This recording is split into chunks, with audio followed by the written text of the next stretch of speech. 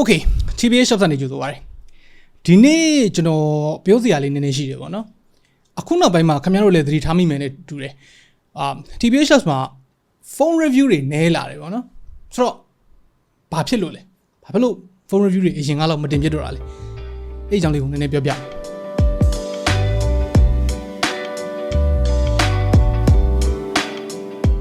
ပထမအဆုံးတစ်ချက်ကမြန်မာနိုင်ငံတွေကဖုန်းတွေကအရင်ကလောက်စိတ်ဝင်စားစရာမကောင်းတော့ဘူး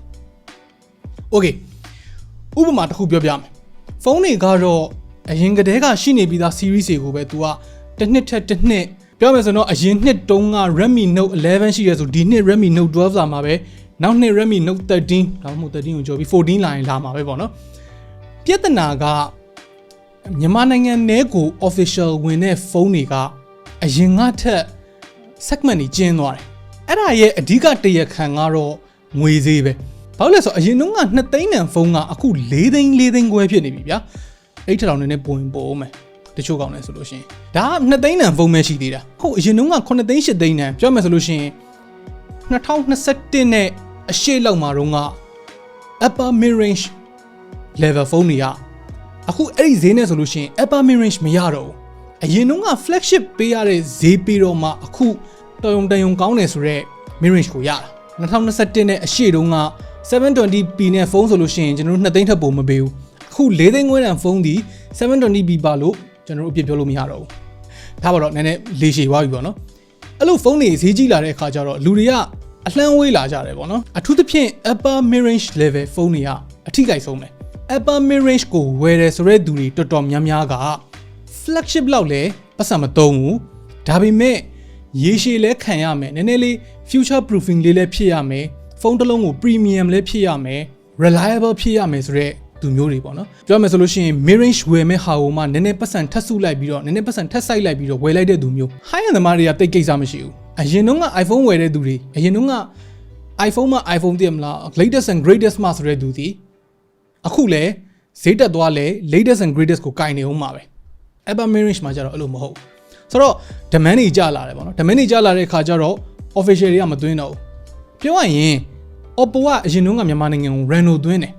အခုဆိုလို့ရှိရင် Oppo Reno ကမြန်မာနိုင်ငံမှာတရားဝင်မရှိတော့ဘူး A series တွေပဲရှိတော့တယ်ဆိုတော့ Oppo Reno ဆိုတဲ့ဖုန်းတစ်လုံးထားပါတော့ Oppo Reno 9ပဲထားပါတော့အဲ့ဒီကောင်ကအရင်စိတ်ဝင်စားဖို့ကောင်းတယ်ဆိုရင်တော့မှမြန်မာနိုင်ငံမှာဝယ်လို့မရတဲ့ဖုန်းမြန်မာနိုင်ငံမှာတရားဝင်မရှိတဲ့ဖုန်းကို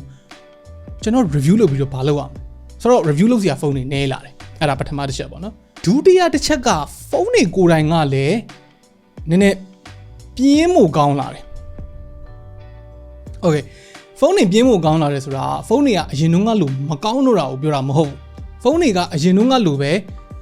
ကောင်းမြဲကောင်းစေးပဲအရင်တုန်းကထက်လဲနည်းနည်းလေးတွေတော့ပိုကောင်းလာတယ်ဒါပေမဲ့ပြဿနာဖုန်းဆိုတာအများတန်းအသစ်ထွက်နေတာဗျာသိလားနှစ်စင်မဟုတ်ဘူးလားစင်မဟုတ်ဘူးအပတ်စင်လောက်ကိုအသစ်ဒီ brand တစ်ခုကမဟုတ်ရင်နောက်တစ်ခုကအများတန်းအသစ်တွေထွက်နေတာအဲ့ဒီကောင်တွေကအရင်တုန်းက generation နဲ့ပြောမှဆိုအများကြီးမကွာတော့ဟိုးရင်ခေတ်တုန်းက iPhone 4နဲ့ iPhone 5နဲ့ဆိုလို့ရှိရင်အရန်ကွာတယ်မလားအခုမှ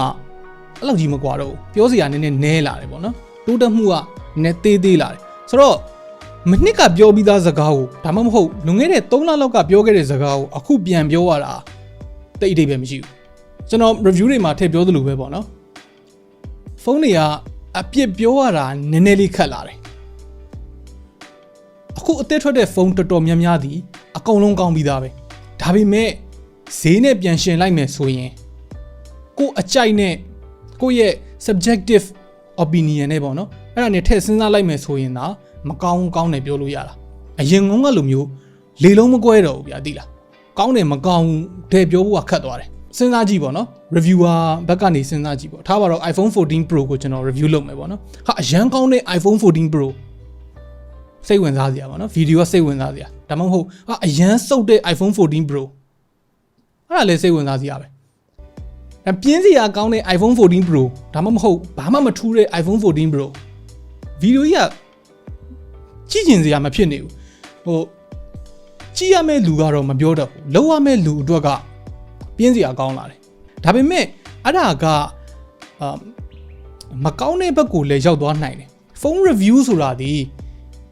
ကြည့်ရလူ2မျိုးရှိတယ်ပေါ့နော်ဒီဖုန်းကိုတကယ်ဝယ်မှာမဟုတ်လို့ဒါမှမဟုတ်ဒီဖုန်းအကြောင်းကိုတကယ်သိချင်လို့ကြည့်ရသူရယ်ဒါမှမဟုတ် entertainment အနေနဲ့ကြည့်ရသူရယ်ဝယ်ဖို့လဲစိတ်ကူးမရှိဘူးကြည့်ချင်လို့ကိုကြည့်တာပေါ့နော်အပျော်ကြည့်တာပေါ့အဲ့ဒီထဲမှာအပျော်ကြည့်မဲ့သူအတွက်ကအရင်ကလို့ပြောဖို့မကောင်းတော့ဘူး excitement တွေမရှိတော့ဘူးဒါပေမဲ့တကယ်ဝယ်မဲ့သူအတွက်ကြတော့ကျွန်တော်ကဒီဖုန်းကို review မလုပ်လိုက်တာကအနည်းနဲ့အများတော့စားသုံးသူအတွက် consumer အတွက်ထိခိုက်စေတယ်ပေါ့နော်ဆိုတော့တတ်နိုင်တဲ့လောက်တော့ကျွန်တော် review တွေလုပ်သွားမယ်ဆိုတော့ဒီမှာကျွန်တော်တခု opinion လေးယူချင်တာပေါ့နော် TBH Labs ကိုကြည့်ရသူအခုဒီဗီဒီယိုကိုကြည့်နေတဲ့သူတွေက TBH Labs ကိုဖုန်း review လုပ်တာကိုပိုကြိုက်လားဒါမှမဟုတ် knowledge sharing လုပ်တာကိုပိုကြိုက်လားဘယ်ဟာမျိုးဆိုလို့ရှိရင်ပိုကြည့်ဖြစ်လဲပေါ့နော်အဲ့ဒါလေးကိုလည်းအောက်က comment ထဲမှာတစ်ချက်ဝင်ရောက်ဆွေးနွေးညှိနှိုင်းသွားလို့ရပါတယ် okay ဆိုတော့ဒါလို့ဆိုလို့ရှိရင်တော့ဘာဖြစ်လို့ TBH Labs မှာ phone review တွေနည်းလာတာလဲဘာဖြစ်လို့ knowledge sharing video တွေပဲများလာတာလဲအရင်ကတော့ video တွေအဲ့လောက်များများမရှိတော့တာလဲအဲ့ဒါကိုတော့ပေါက်သွားလိမ့်မယ်လို့မျှော်လင့်ပါတယ် okay နောက်နေ့မှတွေ့တာပေါ့